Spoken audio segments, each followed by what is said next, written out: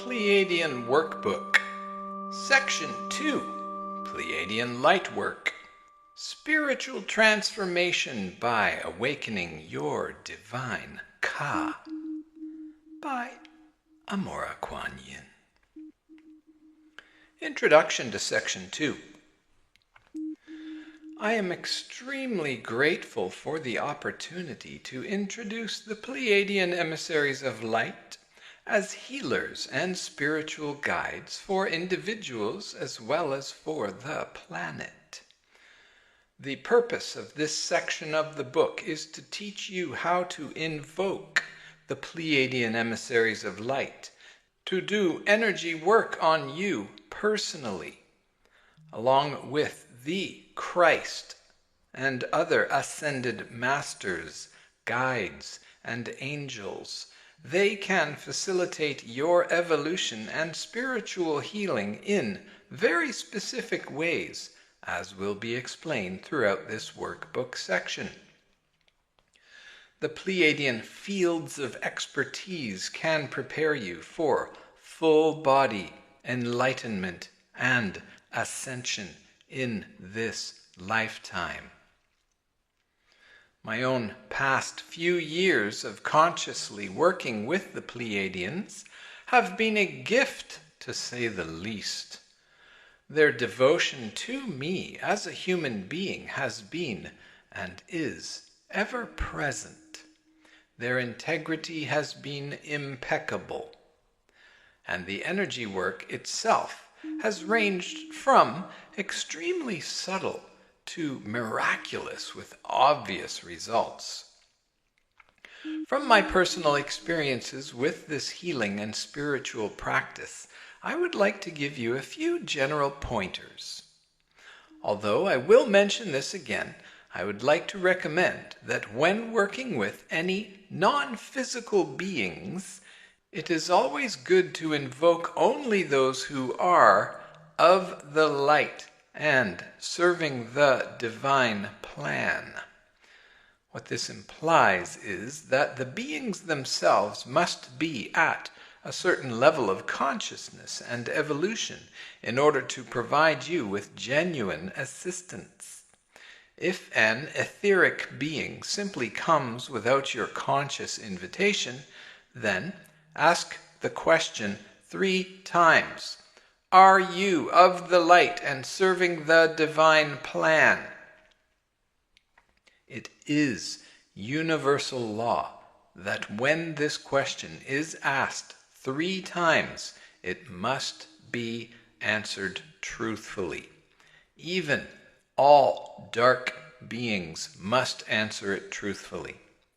It is also universal law that if a being answers no to this question and you then ask it to leave, it must do so, thus honoring your free will. I have always found this method to work perfectly. If you are in a situation where you feel the need to ask this question 3 times, and if the entity is being evasive to you in any way, simply demand that it leave at once. It is best to have a window open and to use sage or some other form of smoke to usher it out the window and then shut the window. Many authors and channels pull in disincarnate human beings, lower astral entities, power-hungry extraterrestrial, and even dark beings in the name of spiritual pursuit. Some people believe that any disincarnate human or any other entity is automatically superior to those of us who live in bodies. These people give an enormous amount of undeserved seniority and trust to the entities they channel. The other thing that must be recalled is that dark entities are expert liars. Just because a being is not in a body does not mean that it is at a level of evolution whereby it can assist you, or is even harmless for that matter. Many have very negative intentions. You are responsible for using discernment and discriminating wisdom. So please follow the criteria for invoking higher beings and channeling messages outlined in this section of the book, unless you have learned other ways that work for you. Chapters 5 and 6, Preparing for Pleiadian Lightwork 1 and 2, are especially given for those of you who are novices at healing and spiritual work, or who have problems with boundaries and grounding. What this means is, if you have a cluttered aura, or clogged aura, or a leaky aura, or clogged chakras, or leaky chakras, or you tend to be a psychic sponge, or overly empathic for other people's emotional dramas, jumping into Pleiadian light work would be too difficult and too deep and too high a frequency to begin with. You need to heal all of your traumas before you can do this work effectively, or at least be in the process of healing them and very aware of them all. As the higher frequency energies of the Ka work and other aspects of Pleiadian light work begin to come into your aura and body, the release of emotions, blocked energies, and karma is greatly accelerated. I feel a certain responsibility to tell you that if you have not done much meditation, or if you have not worked with the light for self-healing, or if you have not cleared etherically, mentally, and emotionally, you definitely need to work with these two chapters, 5 and 6, Preparing for Pleiadian Lightwork 1 and 2, for at least 1 month before you proceed with the rest of the book after that. If the techniques given in these chapters are still vague or erratic in their effectiveness on yourself, after 1 month, continue working daily with them until they start to become second nature. This will assist you in doing some initial clearing to prepare you for the deeper, higher frequency work you are meant to do. These guidelines may even apply to some of you who have been into spirituality and light work for many years. I meet many New Agers, healers, Reiki masters, and even workshop facilitators who still take on other people's emotions and pain, or dump theirs indiscriminately into other people's energy fields. Some of these people may have had spiritual awakenings, fleetingly, but then skipped learning the basics of grounding, aura clearing, boundary setting, and so on. Others have jokingly called these underground spiritual types airy fairies, or woo-woo, or space cadets. However, the truth is that most of those who have been so labeled are simply uninformed about the need or methods for grounding and setting boundaries, as well as setting intentions.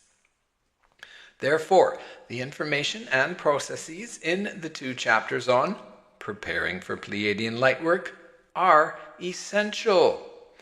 You will most likely need to utilize these self-healing and clearing techniques during the Pleiadian Lightwork sessions you do for others anyway.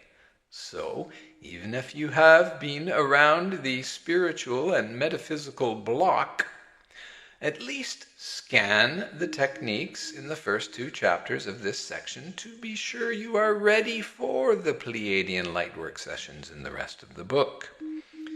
If you know, for example, you get mentally scatterbrained easily, or if you still take on other people's energy and problems and feel stress and concern and worry and doubt about other people's energy and problems, or if you are ever aware of feeling dark presences in your field, please do these 2 chapters impeccably before proceeding. Much of the information and many of the techniques in this workbook section may seem to stray from the subject of awakening your divine Ka. Although only 2 chapters deal specifically with the Ka, this entire section on Pleiadian lightwork is designed to augment, expand, and facilitate the deepening of the Ka work. When the Ka is awakened and activated, deep clearing is directly proportional to the influx of the rarefied, high-frequency Ka energy. Unless a person is living in spiritual truth and alignment with higher vibration, consciousness, and integrity, your Ka will never open fully. Instead, it will resist and gradually shut down due to the activities in this book. As Ra said, you are encouraged to do the workbook impeccably, since even the processes that are not directly related to the Ka will assist you in integrating the Ka work emotionally, mentally, physically, and spiritually. The healing processes, boundary information, and meditations throughout the workbook section are presented for the purpose of assisting your own healing and spiritual growth, as well as that of beloved planet Earth. They create the best possible inner atmosphere in which the Ka can be fully awakened and continue to expand. Goddess Gaia, Mother Nature, planet Earth cannot be healed unless we as a species evolve spiritually.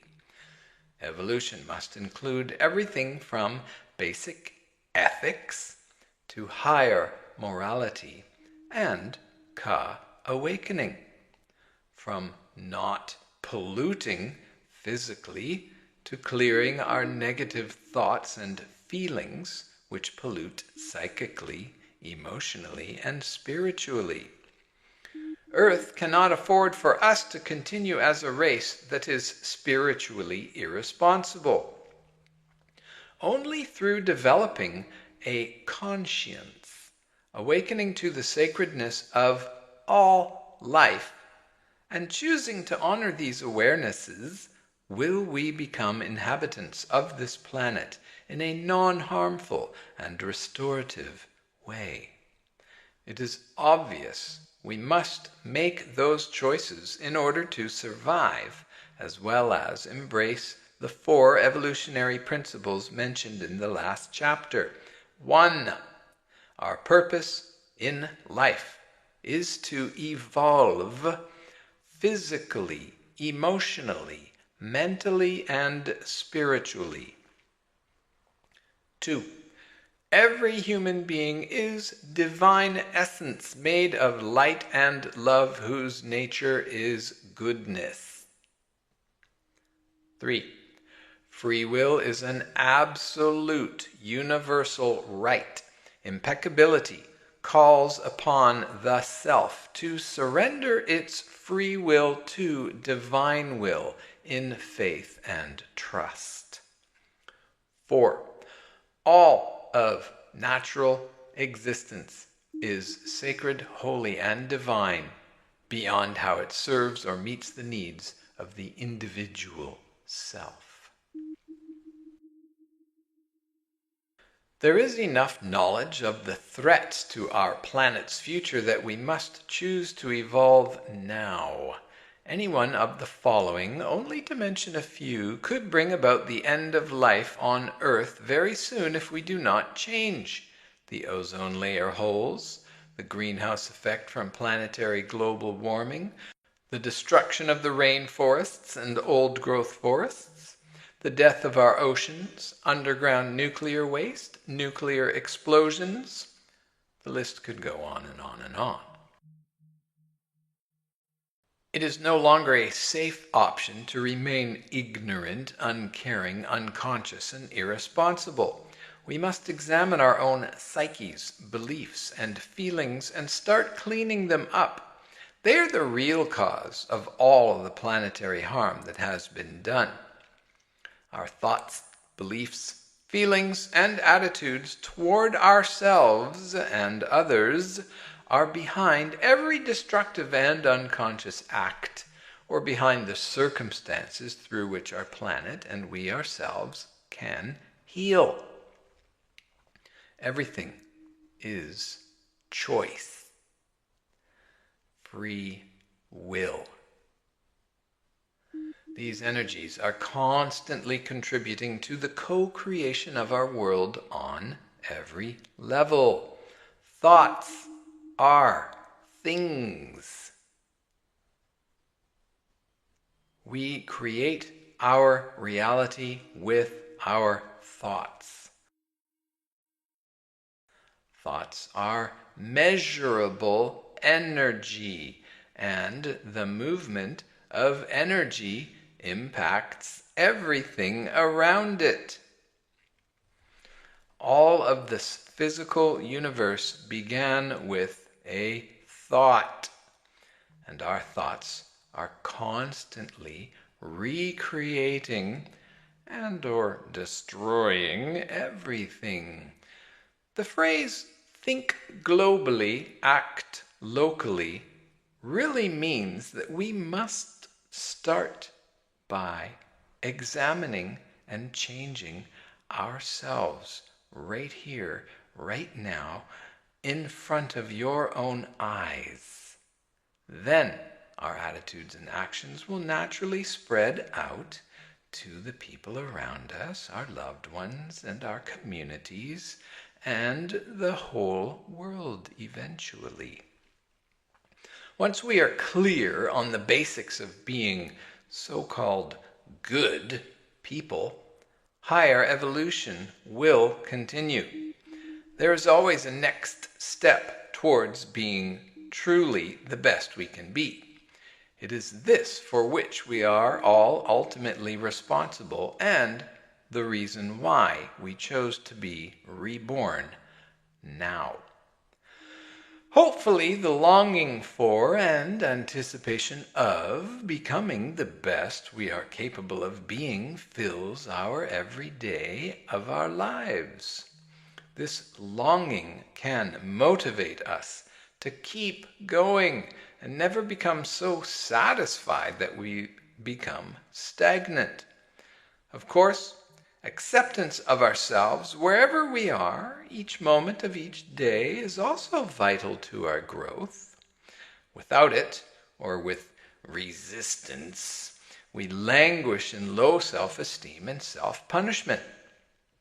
Still, our spiritual longing for connection with the prime creator, mother, father, Godshiousness, source, enlightenment, divine love, and an end to separation is the source of our achievements. It is actually our soul's only inspiration. Since Yeshua ben Yosef, the Christ, set an example for what we are to become, we have had almost 20 centuries to play out the control dramas, karmic patterns, and planetary thought forms we are making manifest. We have seen and experienced all of the addictions and obsessions that have kept us disempowered and in very low self-esteem. They are the 7 solar ring karmic patterns listed in Chapter 4 that have kept us hooked since the colonization of this solar system began. Here are the 7: arrogance, addiction, prejudice, hatred, violence, victimhood, and shame. The only thing left to us now is to seek the higher truth and power that will put an end to this madness and help us become a world of sovereign, self-respecting, Christed beings. Pleiadian lightwork is certainly not the only way this can happen. Any spiritual group or healing practice that makes such claims and believes itself to be the only way filled with the only chosen ones is a spiritual group or healing practice to be avoided. However, those who are attracted to Pleiadian lightwork are the ones for whom this is an intended path to ascension. I once asked the Pleiadians, why, if this work is key to anchoring the Christed presence into humanity, is it necessary for it to be done hands-on to achieve maximum results? Doesn't that create a very small field of exclusiveness? The Christ didn't need hands-on healing sessions to anchor into the body. Why do we? Ra replied to me, Yeshua ben Yosef, the Christ, was born to awakened parents and grandparents. He was never traumatized or damaged and mutated the way that almost all people today are. If you were born to awakened parents and were never abused and damaged, and if you went through all of the secret mystery school trainings, and if your DNA with its genetic coding was clear the way his was, nobody would need this work. You would be born with the Ka channels and your chakras and your Merkaba wide open and spinning, your axis alignment to the multidimensional of your higher self would be fully intact. What's more, your DNA and Ka channels would not ever become damaged through any life experience. Spiritual growth and attainment would be accelerated and much more directly accessible. However, Earth has been spiritually in the very dark ages for so long that all of its major civilizations have spent centuries focused on the lower 3 chakra vibrations of greed, guilt, control for power, and destruction of the indigenous peoples of the planet. Due to these and other karmic patterns, as well as your modern chemical additives, pesticides, noise pollution, radar, electricity, microwaves, television, computers, nuclear waste, you have become a mutant race. Besides that, your generation chose to come in with genetic additions and mutations, as well as societal and parental programming, for the purpose of transforming them. You are the bridge generation, the rainbow bridge between the old world and the new 5D Earth being birthed in the 21st century. Not everyone will need the Pleiadian light work in person.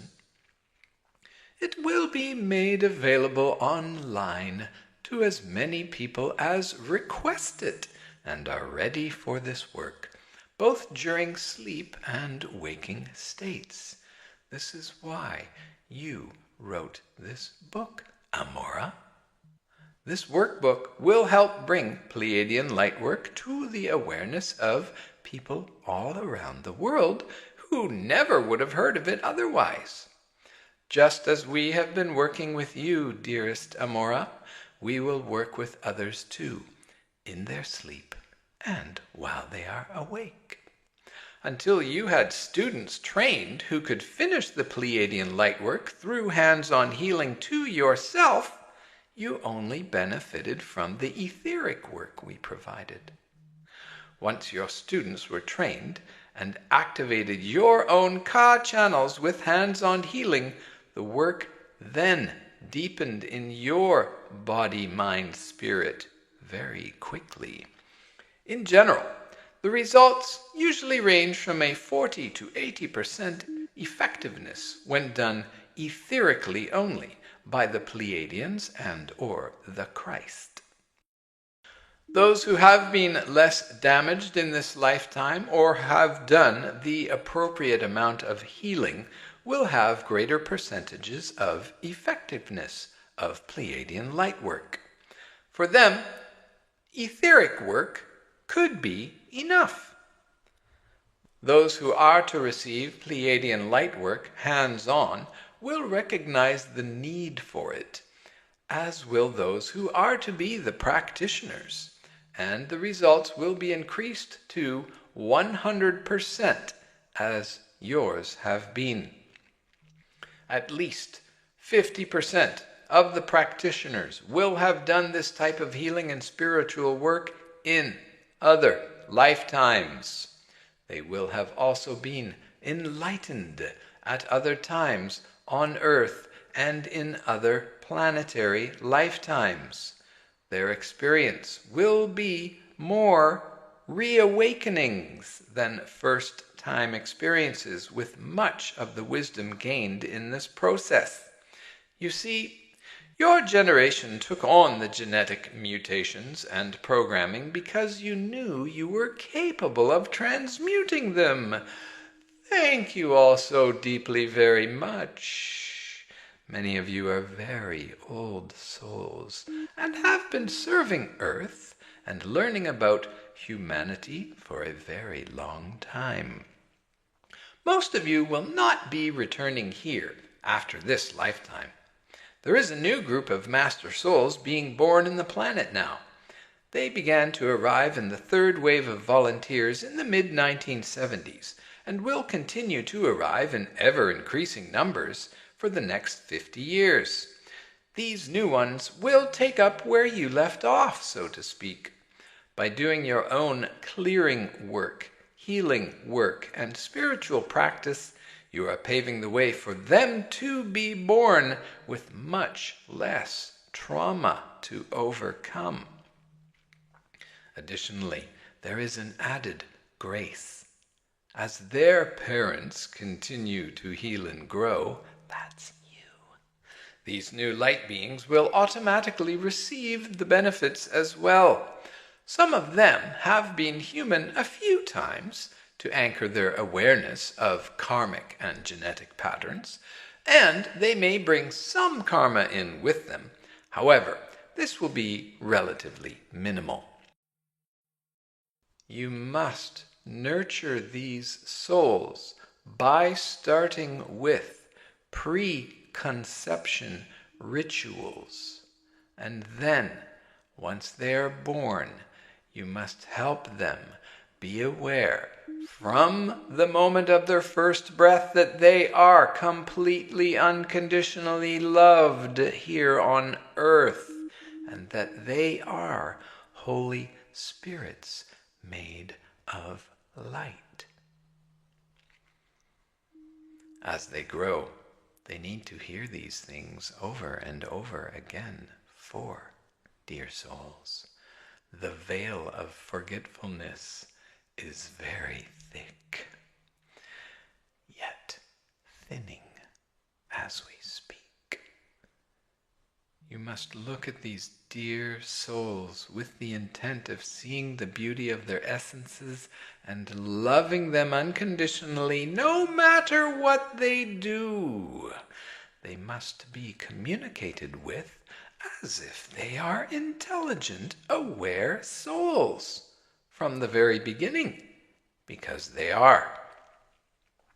It is a rare gift to have the opportunity to birth these wise light beings and include them in your lives. Always honor that gift. Many couples who wish to have children will want to receive Pleiadian lightwork and genetic clearing before conceiving. This will enable the children to be born without blockages in their Ka channels. Even if they only receive etheric work from the Pleiadians, this will help tremendously, but hands-on is even better. So you see, dear one, you are being reminded of this work again because it's time now. As there is need for more, you will be contacted. Has it not always been so? Trust us to keep our promise to you before you incarnated. We will be with you all the way to the end. You will never be lost or forgotten. And when the time is right, you will be reunited with us Pleiadians once again. This is our promise to you all. We love you, for you are part of us. We are so grateful to you for the courage and the loving dedication it has taken to be reborn into this body. And remember, your work is almost done now, but do not let up. You will be home again soon.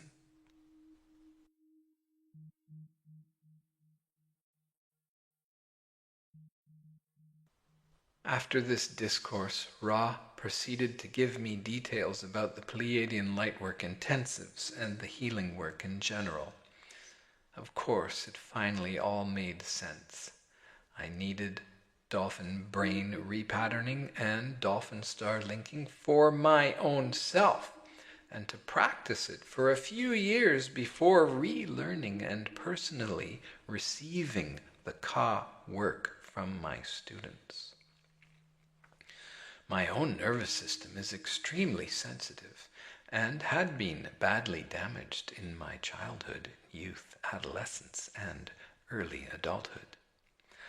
I needed time to heal it and release the holding patterns in my own skeletal system in order to be ready for the higher frequency work to come.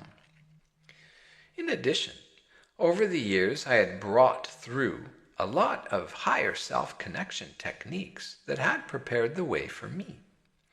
Most of the information in this workbook section I channeled.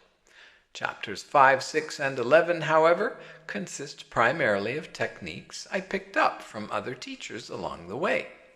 I am very grateful that the right people and etheric light beings have always shown up at the right time.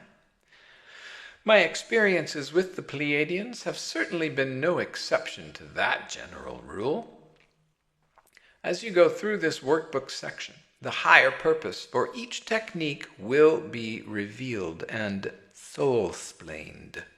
For now, what is important to realize is that the awakening and enlightenment of humans and the planet as a whole are the long-range and only purposes for this book. As your spiritual awakening deepens and gets closer and closer to full ascension, your experiences of psychic, full sensory perception phenomena will increase in frequency and accuracy. It is very important when this happens that you do not succumb to fascination with this phenomenal power. It is your normal, natural abilities To become fascinated with it would be an immature distraction from the true purpose of finding your God-Goddess self again and returning to oneness with all that is through your heightened powers of intuition. I have also created the term full sensory perception to replace the terms psychic and extrasensory perception. This new term, full sensory perception, more accurately describes what such an experience truly is. I believe that we all have the inherent ability to use our senses at expanded levels beyond physical stimuli. Full sensory perception for every human being will automatically occur in the new 5D Earth. People in indigenous cultures all over the world have been able to feel or know what herbs and natural substances have been needed to balance illnesses in loved ones and animals for 50,000 years. It is how they have felt or seen or intuited their cultural spirit helpers or devas or fairies or plant teachers, and have been known how to build pyramids precisely to very high specifications of accuracy. Once, when I was driving downtown on a ramp to the freeway in San Diego, a Native American spirit about 20 feet tall appeared beside my car. He floated along beside me as he observed, "No wonder your people have forgotten how to listen to and feel the earth. You go too fast. You have to slow down and be still if you want to be sensitive to these things." I knew he was right. Our blocks today to full sensory perception are electricity, chemicals, noise pollution, stress, and simply going too fast. We need to get out in nature and sit still under trees or by a live stream where the only natural sounds we hear are natural sounds. We need to sit out there until our thoughts, emotions, and nervous systems calm the fuck down, and we can feel inner peace all the way to the core of our bodies and souls again. Then we will be able to hear the trees and streams and nature spirits when they talk to us. Then we will begin to remember what oneness is again. Until we re-find this natural and open way of being, it is easy to let our egos get carried away with feeling special or spiritually superior when full sensory perception once in a while returns. As our third eyes open, or we begin to receive teachings through channeled sources or our higher selves, it is easy to take on an elitist attitude or try to create a following of followers. These are traps to avoid. They take us nowhere that is worth going and simply fluff up the shadow ego. We must begin to relate to those experiences by celebrating that we are becoming normal, not extrasensory or psychic. We are recovering what is natural and normal, a healthy way of communing with our environment, other people, and higher entities. Once I was at the home of an elderly woman who suffered constantly with aches and pains of arthritis. Her daughter had met me and arranged for a private reading and healing appointment with her mother. About 20 minutes or so into the session, the woman suddenly exclaimed, "Why, honey, I just realized the pain in my back is gone. This is the first time in 25 years I haven't felt that back pain. How could you know those things about my childhood?" I replied simply, "It was easy. It was right here in your aura. How could I miss it?" My attitude was that it was more natural to see what was there than to not see it. My reply to her was followed by a very soft voice inside my chest saying, "Now you are ready to prepare for doing healing work full time. Your abilities needed to become simply a natural phenomenon first."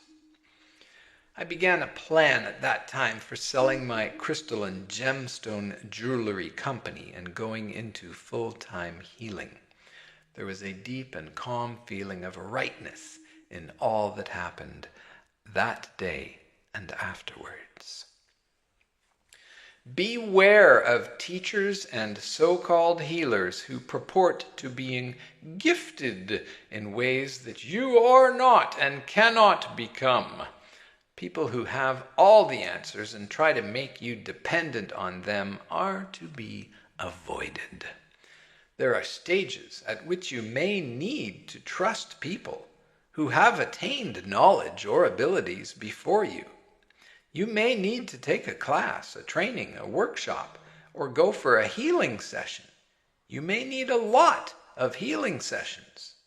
Make sure that the experiences are set up for you to complete at some point in time, and that they enable you to take care of yourself better than before. You should always be given tools and awareness to use on your own when the healing is complete. I do not intend to negate in any way the grace of going to a true healer when the time is right.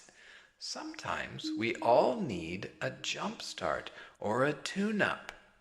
There have always been those with spiritual healing gifts on earth. The shamans, the medicine men and women, the seers, the hands-on healers have always existed. When you meet true healers, you can feel their light. Yet, it is important not to create dependencies on these people. They are here in the name of grace and are not intended to take the place of your own inner work. They are most certainly not intended to supersede your awakening to your own gifts and abilities. The genuine light workers will help, however, when you are stuck and in need of assistance, and they will do so 100% without judgment. As the recipient of healing work or spiritual assistance or teaching or body work, you have a responsibility. I have had the unfortunate experience of having to cut off certain clients because they do not do their part. Every time a painful emotion or unclarity would arise, they would be on the phone to me for a quick reading or an emergency fix-it. I had to say, "I feel I have become a crutch for you, and I really want you to do this walking on your own. I am here to enable and empower you, not disable or disempower you. Therefore, my dear, my integrity is telling me that our relationship has come to an end as far as healer and recipient goes." This is of course different than when clients who have suffered extreme sexual or physical abuse come for healing. In these situations, the healer has a responsibility to stay with the healing process until the clients have healed the trauma as much as possible as they can with you. These clients must be able to trust that once the doors to these old traumas are opened, They will not be abandoned by their practitioner until a natural completion is reached. Be very aware of this, dear healer. Yet, even in these situations, the practitioner needs to clarify in the very beginning that there are times when the client will need to do their own homework or make necessary life changes in order to augment the work and become empowered. If clients cannot commit to this beforehand, then the healing sessions should not even begin.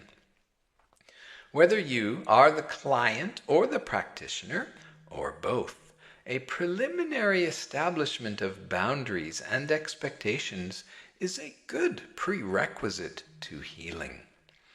If you are the client, ask healers and therapists about their purpose in doing their work. It is also appropriate to ask your healers or therapists if they have a spiritual life and how it interfaces with their work. I would personally never go to a healer who is not working toward their own enlightenment and ascension while using their healing practices as a way of assisting others on this journey.